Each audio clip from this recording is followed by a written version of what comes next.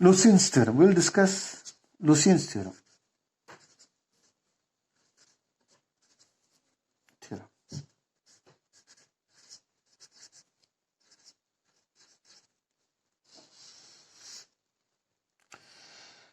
The Lucian's theorem gives interesting relation between continuous functions and measurable functions. The statement of Lucian's theorem is as under: let X be a locally compact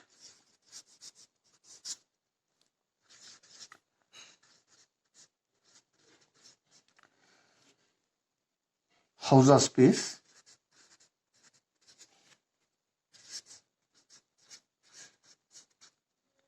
space and mu be a positive measure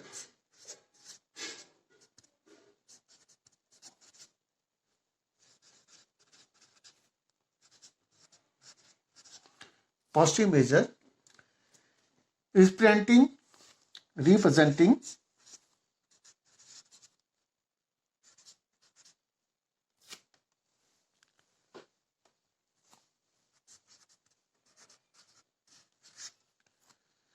some positive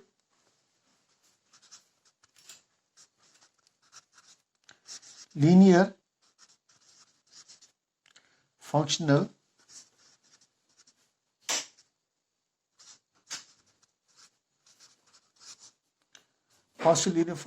on CCX, the space of continuous functions with compact support. Then for a given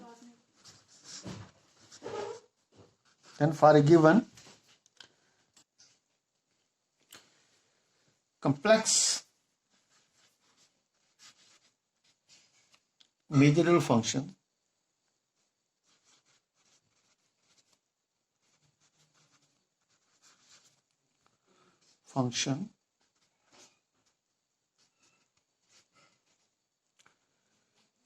f on x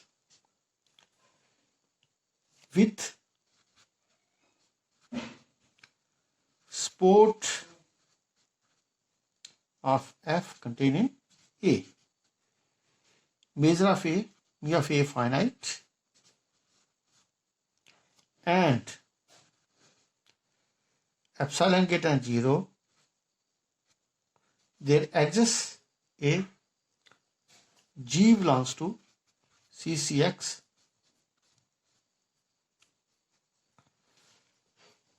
such that mu of all those x in x such that fx is not equal to gx. That set is very, very small. It's that's an epsilon. Okay, put this equation as 1. And supremum over x of gx is same as supremum of fx for x belongs to x. This is statement of Lucian's theorem. Okay. Let's discuss his proof. Case 1.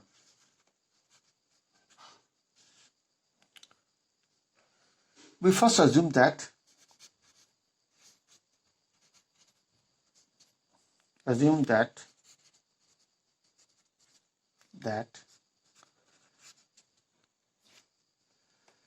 that 0 less than f less than 1 and A is compact. A is compact. Consider that let E and K all those x in x such that k minus 1 upon 2 power n is less than equal to fx less than k upon 2n for n greater than 0. And and k equal to 1, 2, 3, so on, 2 power n.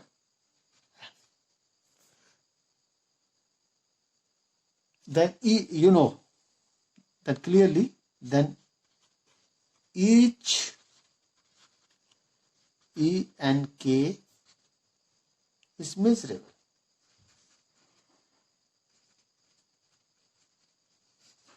You know F is measurable. Put Sn, sequence of simple function. S, this is nothing but equal to K from S from 1 to 2 power n, K minus 1 upon 2 power n, crest function of E and K for n belongs to n.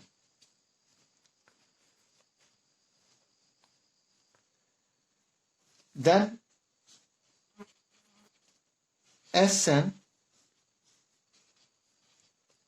is a sequence of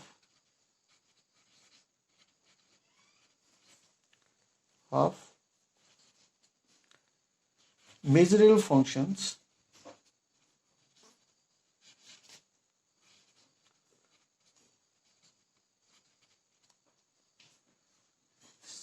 such that S1 is less than equal to S2, increasing S3, so on.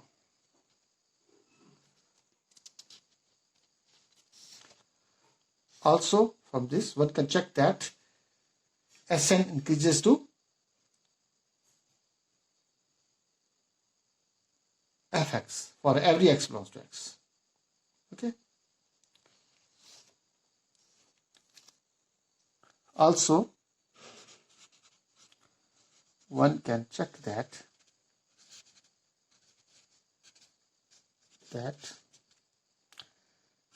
Snx equals to Fx. As n goes to infinity, these terms will be equal to 0. Okay. So, this is crest function of E and K. So, from here, you can get that Snx goes to Fx for every x belongs to x as n tends to infinity. So, now we form series. Now, put T1 equal to S1, T2 equal to S2 minus S1, so on. Tn equal to Sn minus 1, so on. Then, then summation k from 1 to n tkx. This is equal to, you add them. So what you will left here? The last, this will cancel out, but you will left with only last term, this term. Okay. So this will equal to S and x. Therefore, Fx is equal to limit n tending to infinity S and x, and this value is equal to limit n tending to infinity summation k from 1 to n tk x, and this value is equal to summation k from 1 to infinity t n from 1 to, you can write it n from 1 to infinity t n x. So you get this.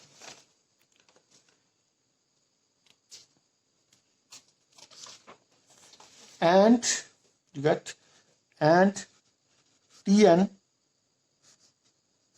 is nothing but 1 by 2n constant function of Tn for some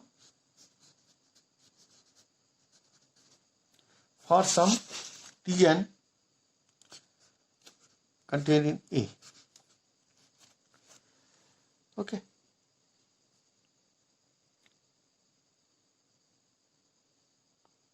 Okay. Let V an open set such that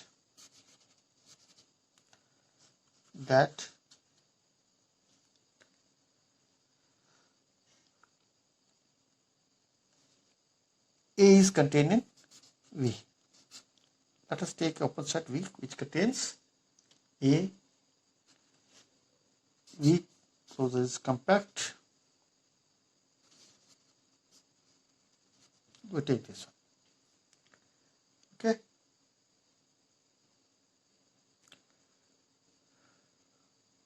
Correct? It's compact.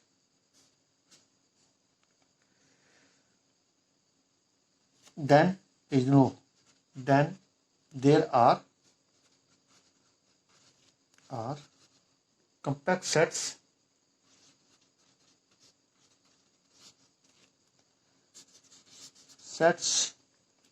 Kn. They are compact sets Kn and open sets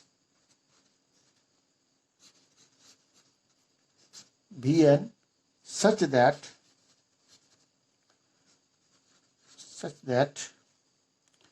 Kn is contained in, so that Kn is contained in Tn, is contained in Vn, is contained in V. This you have done. This result you have done in topology also, and we have stated in before statement of Ursson lemma. Okay, we have. So and mu of Vn minus Kn is less than epsilon by 2 power n. This you know. And sorry, you have done, this is the Rees-Partition theorem. This is because of the regulative property of measure. This one right here also. This is because of, this is due to regulative property of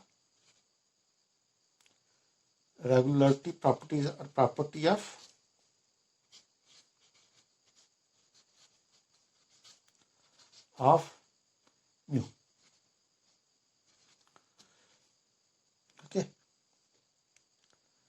Now you have compact sets, you have open sets Vn. So we can appeal to Ursson's lemma. Thus why Ursson's lemma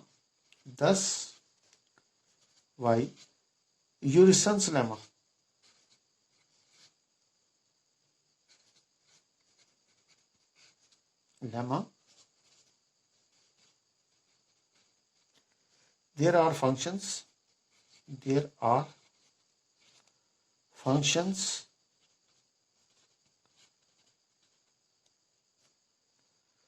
Hn in CCX is with compact support such that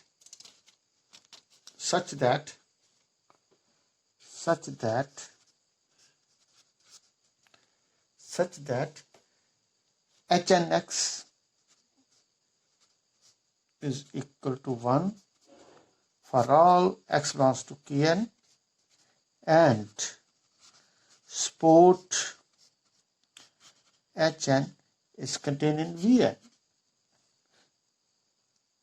So with the help of these hns, we define another function gx. Define gx equal to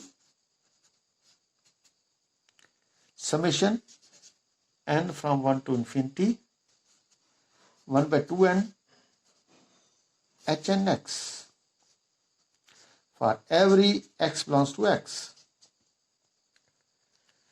Then you have modulus. Take modulus of this summation n from 1 to infinity 2 power minus n hn x. This value less than equal to 1, and this value is equal to summation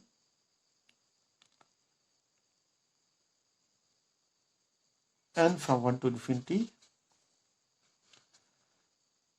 1 by 2n, and this value is this matrix says this value is equal to 1. Okay, what do you get here? This value, pseudo value of this series is less than equal to 1, uniformly bound. It means it is uniformly convergent sequence. This uniformly convergent series.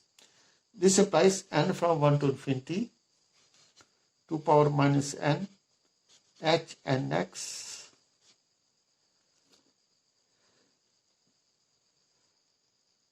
is uniformly convergent. Is uniformly convergent.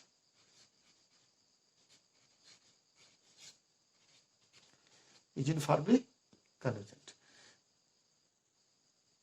Okay, and you know that hn, all hns are continuous. Uniformly limit of continuous function is continuous. Thus, g is a continuous function.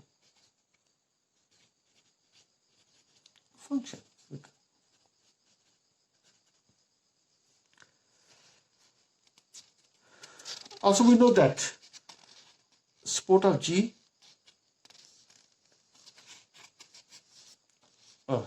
also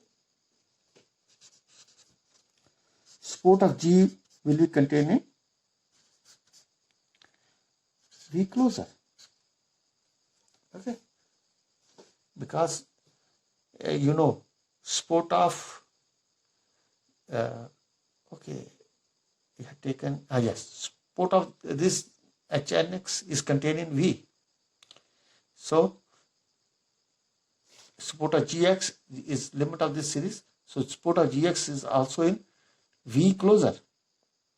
Okay. Okay.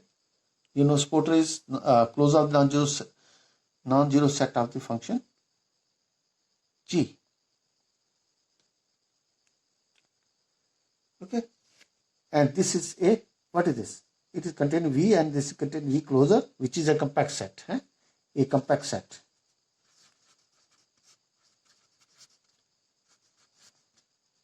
Okay. As you know, support of each NX is contained in V.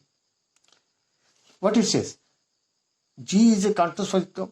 G, the value of G means support of G is compact. Okay, it's contained in compact set with support of G is compact. Therefore, G belongs to CCX.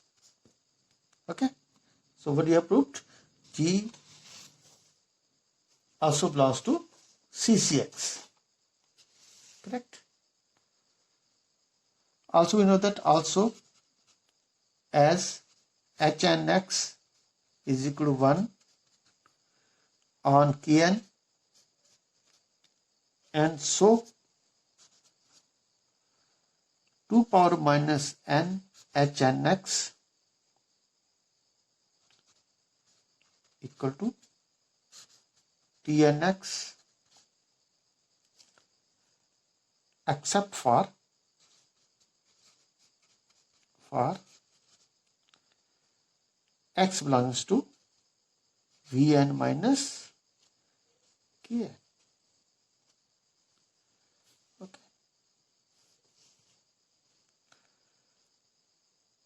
This implies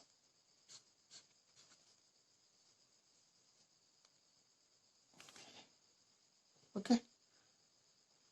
This implies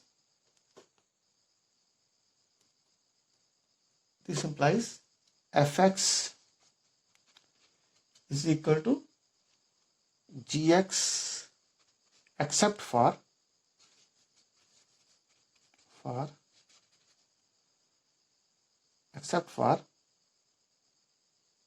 Vn minus Kn.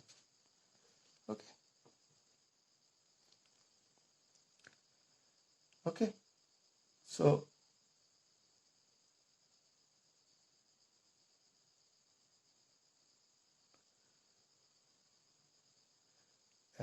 as you know, because Tn, you know that this Tn you have T equal to 1 power 1 upon 2 power n curves function of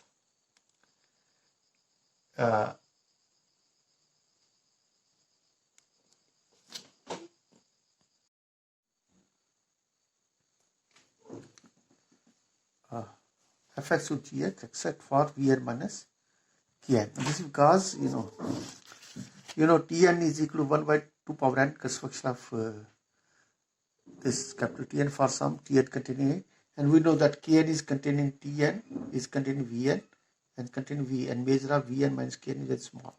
So on except Kn's, this 2 power minus n Hnx will be same as Tnx, and we take and you know this value is when you take add summation n from 1 to infinity, and this value is equal to fx.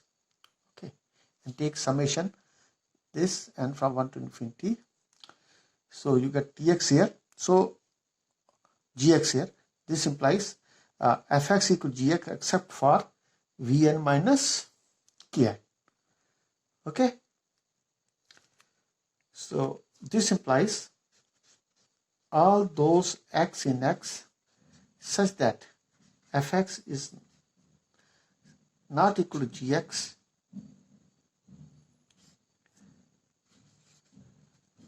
will be contained in, because where they don't agree, they is contained in this set. This is contained in for all those x's that take all x and x such that fx is not equal to gx. They will be contained in union of this n from 1 to infinity Vn minus Kn. Okay.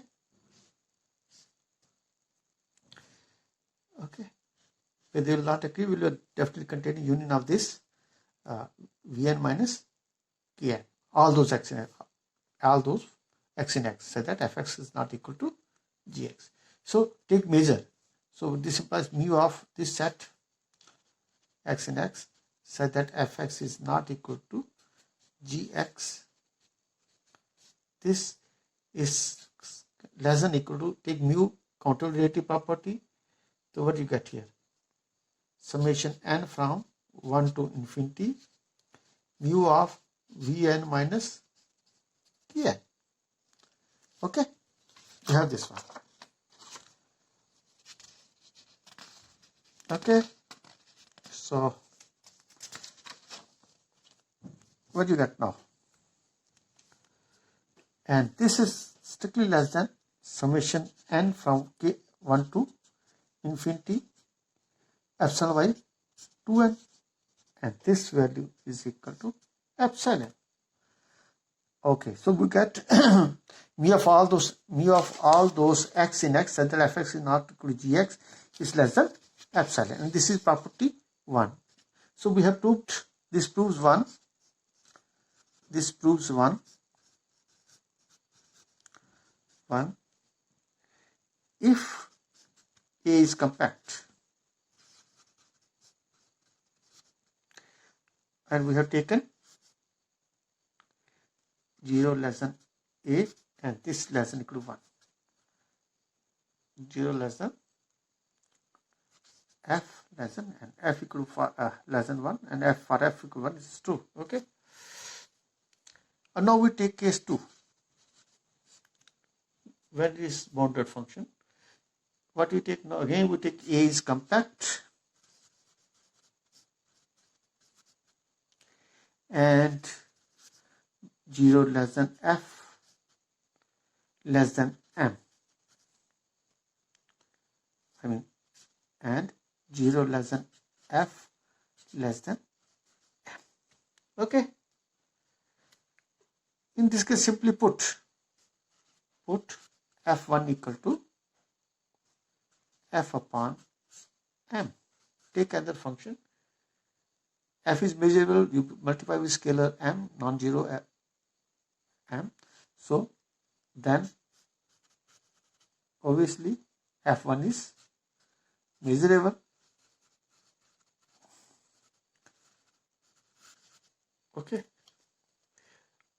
And you know here proper value of and 0 less than equal to f less than 1. Correct? f1 less than 1. Therefore, now we use the case 1. Therefore, by case 1,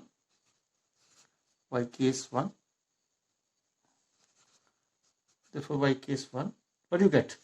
There exists G1 in CCX such that, what do you get? Such that mu of all those x in x such that f1x is not equal to g1x, that is less than epsilon. Okay. So thus if we take G equal to mg1, okay, this also measurable, then mu of all those x in x such that fx is not equal to gx, that is less than epsilon. Thus one holds in this case also. In this case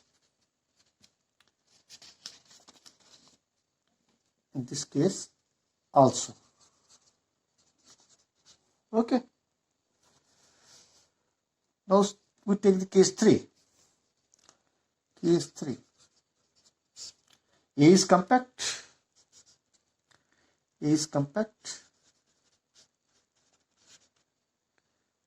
Minus m is a boundary function f less than equal to m.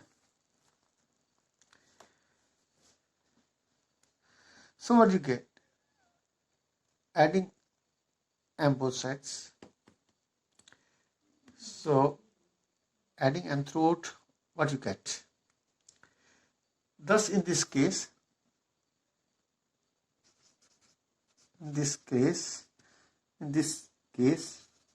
replace fy f plus m and apply the above case.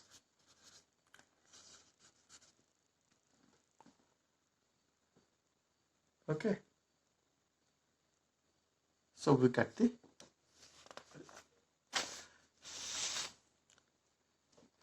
result. So what you have proved? The case 1 holds if A is compact and f is a bounded measurable function. Thus we have proved that one holds if A is compact and f is a bounded measurable function.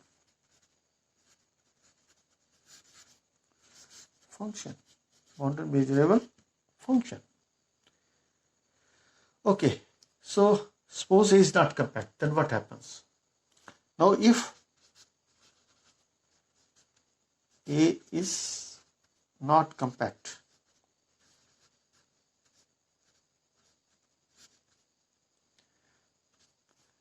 then as we have taken, we have A is finite.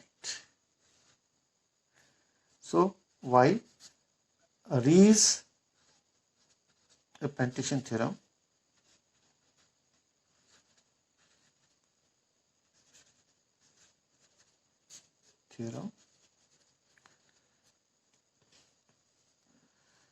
you know, measure of A is given by supremum over property of Rees apprenticeship theorem V of K such that K is contained in A, K compact, and this will imply, you know, this implies there exists a compact set K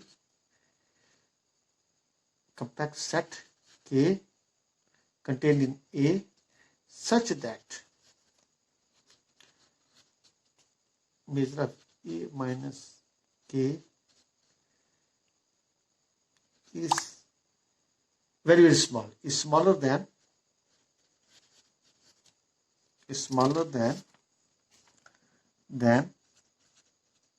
any pre-assigned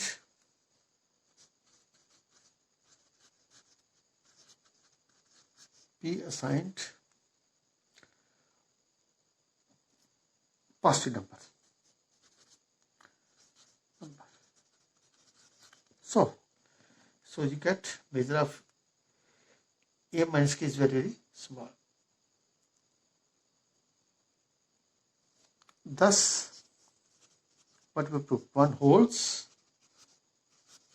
for any A with mu of A finite. Okay, for any A with mu of A is finite, provided f is a real valued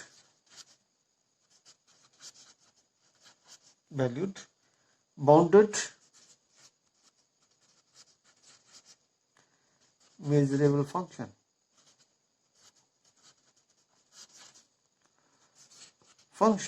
Bounded measurable function. Okay. Now, so we have to prove, we take f is complex measure function, then what happens? Finally, suppose f is a complex measurable function.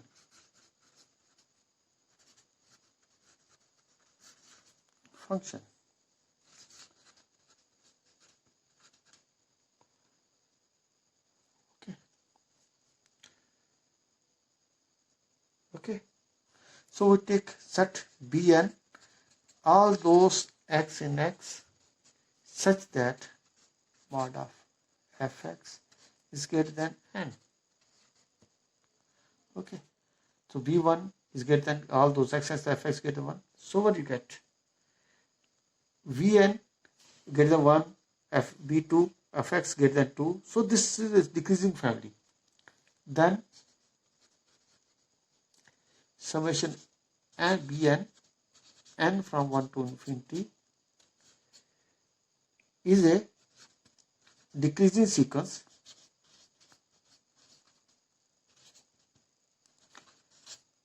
sequence of sets, that is V1 contains B2 contains so on, and A contains Bn.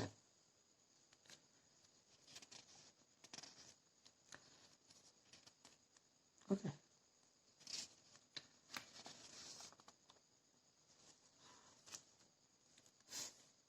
With mu of A finite and intersection n from 1 to infinity, Vn, this is empty set. That is, this is decreasing sequence, this limit and tending to infinity, Vn is equal to 5 is empty set. Definition limit of measurable sets. What you get here? Limit, this intersection is equal to limit n tending to infinity Bn, and this value is equal is empty. Okay. Also we know that base is continuous from below, since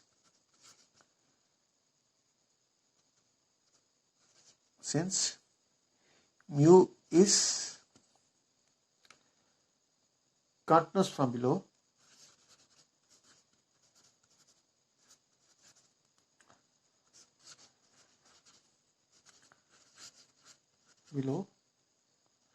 therefore limit n tending to infinity mu of Bn is equal to mu of limit n tending to infinity Bn, and this value equal to mu of this empty set phi, and this equal to 0. Okay.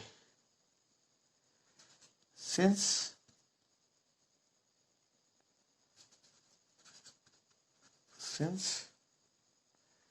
f and 1 minus curves function of Bn f agree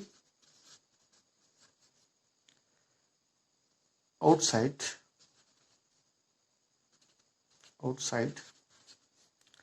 Bn's,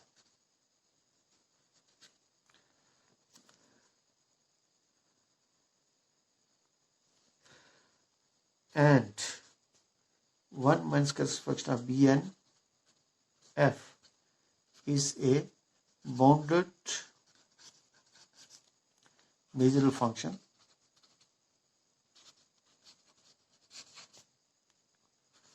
for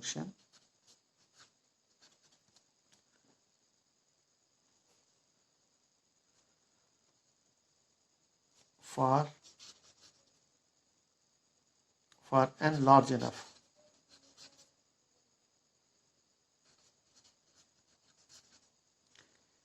It follows that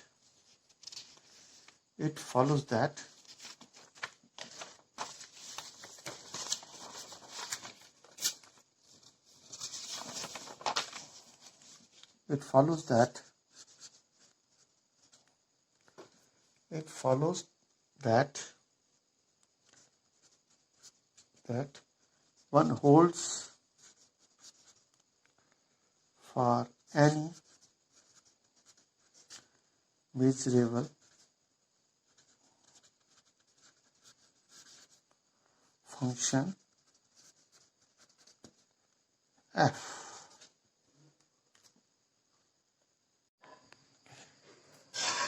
So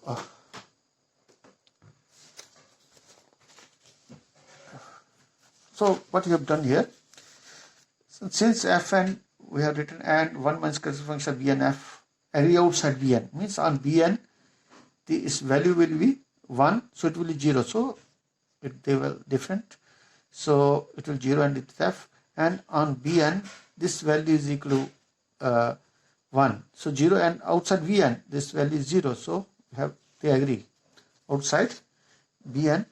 So first follows that first holds for any measurable function f. Okay. So what you will do now? Now we prove the property. So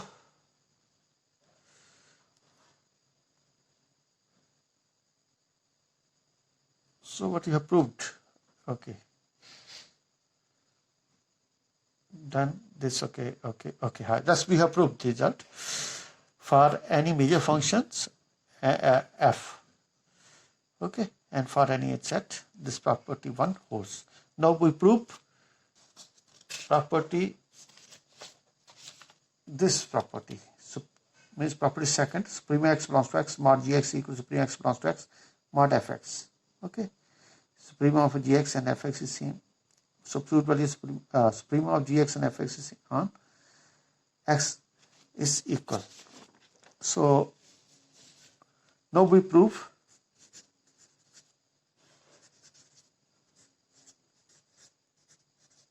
to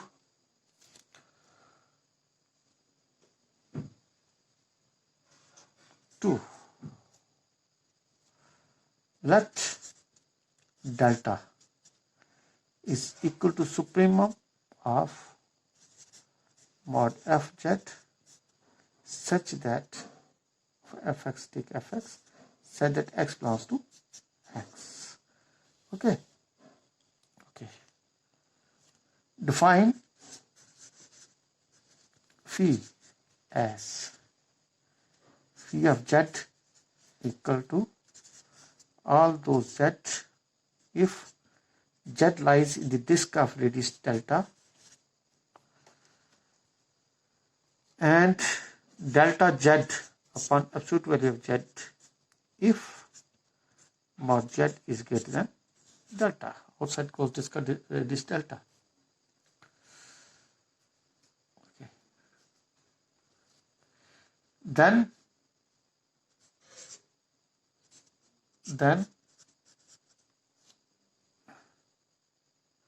outside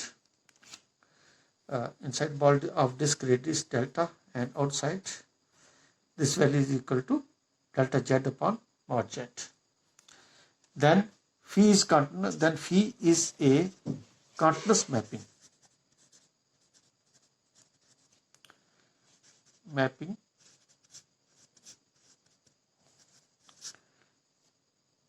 of the complex plane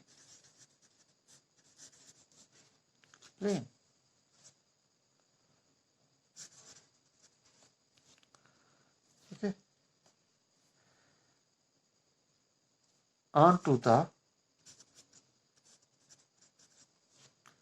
closed disk of radius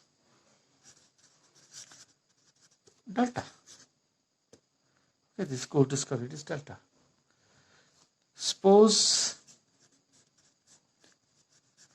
G satisfies 1. Okay. Put G1 equal to phi circle G. Okay. Then we show that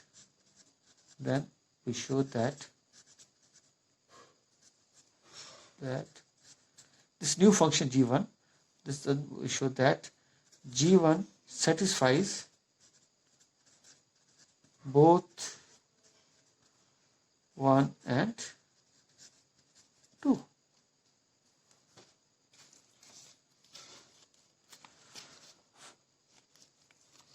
Okay. But first we show that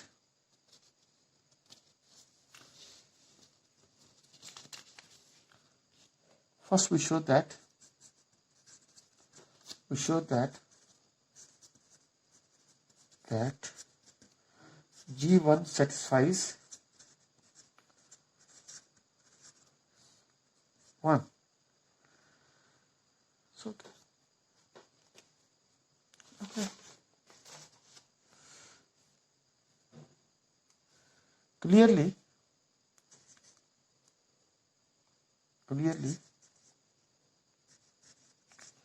all those x in x such that fx is not equal to g1x is contained in all those x in x such that fx is not equal to gx. As g1, you know, is equal to what we have taken g. G1 is equal to phi circle g. Okay. So from easily you can show that this value, although for fx not equal to g1x, for all those x and x is contained in all those x and x that fx is not equal to gx.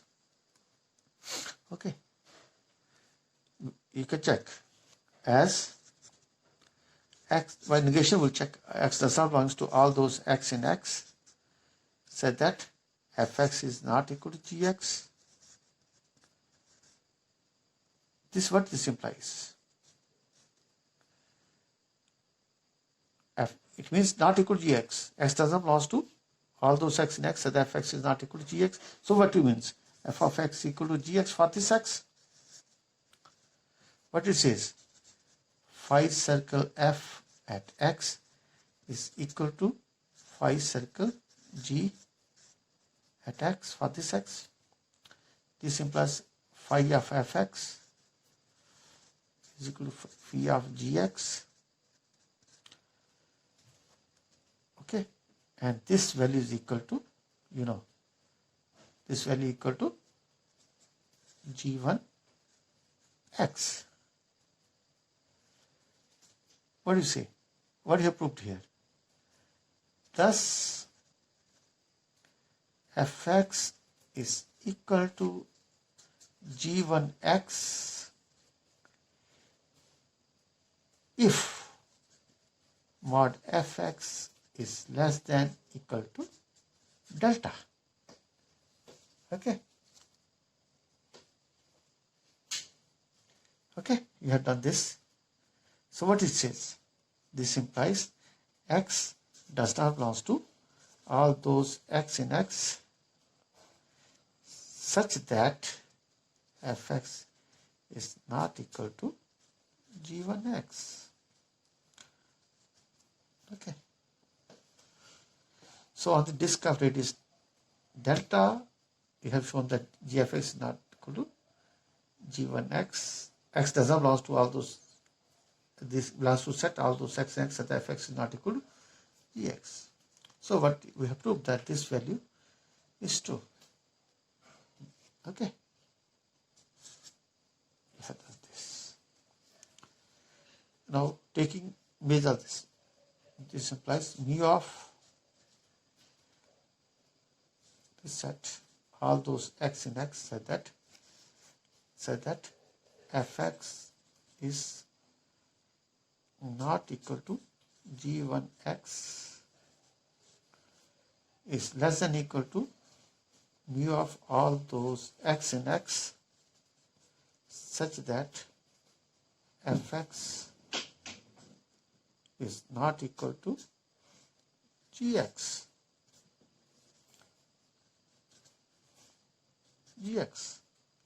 Correct? And this value is less than, you know, epsilon.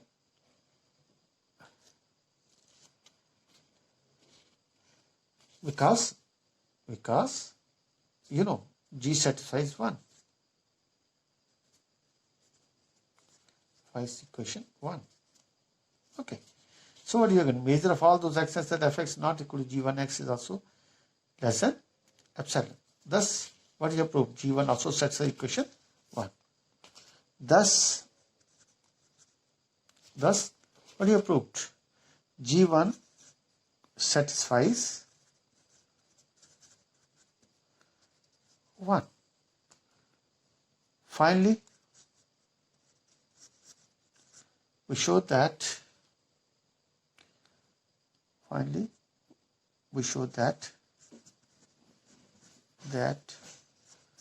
G1 satisfies equation 2. Since range of G1 is contained in disk of radius